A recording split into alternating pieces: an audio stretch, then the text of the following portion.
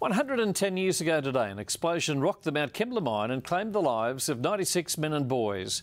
As their names are currently being read out in a memorial service at Windy Gully, here is the fifth and final part of the series, Black Dust.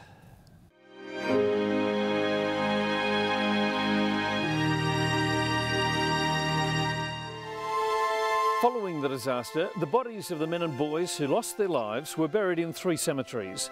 Those who were Catholic were taken to Wollongong, those who were Anglican to Mount Kembla, those who were Presbyterian and Methodist came here to Windy Gully. It wasn't a cemetery in those days, but the corner of a cricket oval owned by the mining company.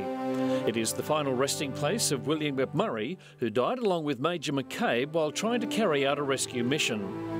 It is also the resting place of 2 of his young nephews, Henry and Sandy Morrison, who were just 17 and 15 when they were caught inside the mine.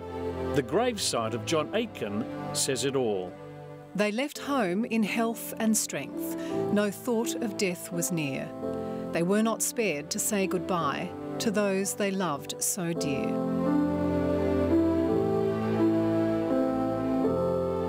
There are some fascinating stories emanating from Windy Gully. Being part of a former cricket oval, the miners were forced to lay in unconsecrated ground for 100 years, until the ground was eventually consecrated by the Reverend Gordon Bradbury on the centenary of the disaster in 2002.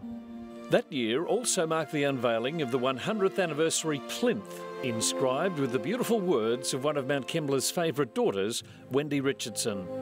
In more recent times and with modern technology, more grave sites for victims of the mine have been discovered. But unfortunately, the names of those at rest are unknown. Ironically, each is marked by a plaque and a simple message that they shall not be forgotten. One of the things that struck me when I first came here to Windy Gully was the fact that all the graves lie north-south. There is no writing on the south-facing sides of the tombstones. All the inscriptions face north, towards the old mine.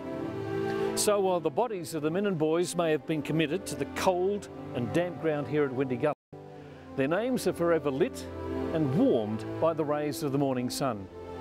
Coincidence? I don't think so.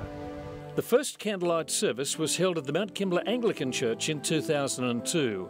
Since then, it has been held here at Windy Gully.